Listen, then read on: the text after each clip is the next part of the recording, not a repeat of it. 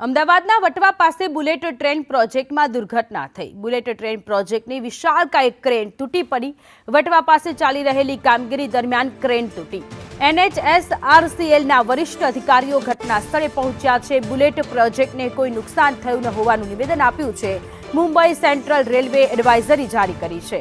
Crane તૂટતા railway વ્યવહારને પણ અસર પડી છે। Train number 12931 ADI double decker train રદ કરાઈ છે। ટ્રેન નંબર 19033 ગુજરાત ક્વીન પણ રદ કરવામાં આવી છે। Train number 22953 Gujarat superfast express પણ રદ થઈ છે। બે ટ્રેન વડોદરા સુધી શોર્ટ ટર્મિનેટ કરવામાં આવી છે।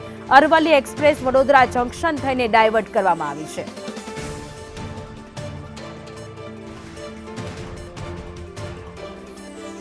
हाई स्पीड रेल एटले के बुलेट ट्रेन प्रोजेक्टનું કામ અમદાવાદ મુંબઈ વચ્ચે જોરશોરથી ચાલી રહ્યું છે। ત્યારે ગઈકાલે આ જ કામગીરી દરમિયાન જે મહાકાય ક્રેન છે જે તેની કોઈ જોઈ શકાય છે કે આ ક્રેન છે કે જે પડી ગયું અને આ મહાકાય ક્રેન પડતા બે લોકોને સામાન્ય ઈજા પણ પહોંચી છે।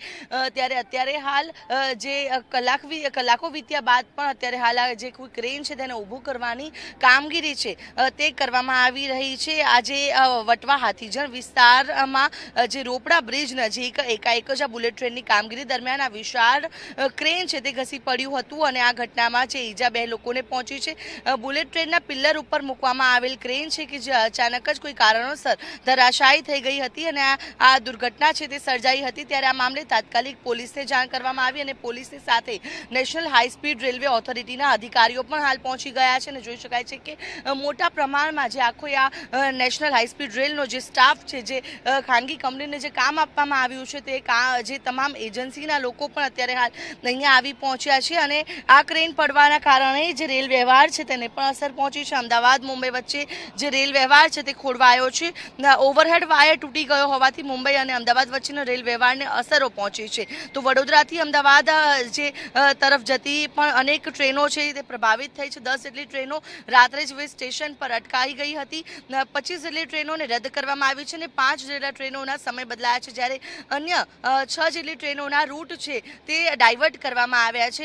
યાત્રીઓ માટે વડોદરા સ્ટેશન પર તાત્કાલિક ધોરણે હેલ્પ ડેસ્ક પણ શરૂ કરવામાં આવ્યું છે। ત્યારે રેલવે દ્વારા જે અમદાવાદ સાબરમતી વિરમગામ મહેસાણા ગાંધીધામ અને પાલનપુર માટે જે હેલ્પલાઇન નંબર છે તે પણ જાહેર કરવામાં આવ્યા છે। મહત્વનું છે કે આ ક્રેન ઘસી પડી હતી ને ત્યારે જે આજે બુલેટ ટ્રેન પ્રોજેક્ટના ઉચ્ચ કક્ષાના અધિકારીઓ છે તે અત્યારે અહીંયા પહોંચી ગયા છે અને આ ક્રેનને હવે કઈ રીતે અહીંયાથી હટાવવું તેને લઈને તે કામગીરી કરવામાં આવી રહી છે। બીજી તરફ અત્યારે જોઈ શકાય છે કે જે ટ્રેન છે એ ખૂબ વિશાળ છે, તેનું વજન ખૂબ વધુ છે, જેથી આ ટ્રેનને નીચે ઉતારવી પણ એક ખૂબ જ મોટી સમસ્યા છે કે હાલ અત્યારે જે અધિકારીઓ અને લોકો માટે અત્યારે એક મોટી સમસ્યા બની રહી છે તે પ્રકારની સ્થિતિ સામે આવી છે। અને અત્યારે હાલ જોઈ શકાય છે કે જે 3 જેટલા ભાગમાં અલગ અલગ આ જે ક્રેન છે તેને ડિવાઈડ કરવામાં આવી રહી છે અને ત્યારબાદ આ ક્રેનને નીચે ઉતારવામાં આવશે કારણ કે અત્યારે આજે ખૂબ વજનદાર આખું ક્રેન છે અને એકાએક જ જ્યારે આ ગઈકાલે આ ક્રેન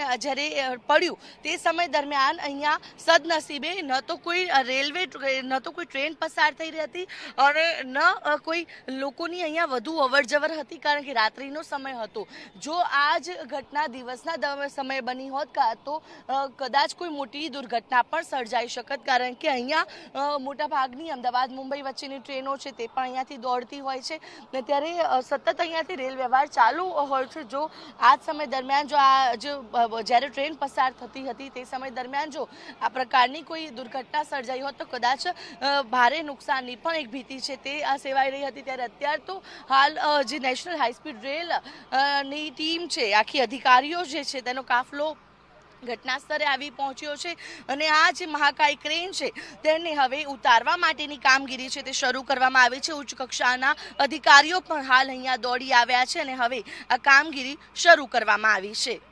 કેમેરા પર્સન મનીષ વાણિયા સાથે આયુષ યાજ્ઞિક, સંદેશ ન્યૂઝ, અમદાવાદ। તો બુલેટ ટ્રેન પ્રોજેક્ટની વિશાળકાય મહાક્રેન તૂટી પડી છે। જોકે સદનસીબે આ દુર્ઘટનામાં કોઈ જાનહાનિ થઈ નથી પરંતુ એ ક્રેનને પ્રોપર રીતે સીધી કરવા માટેની અત્યારે કામગીરી ચાલી રહી છે।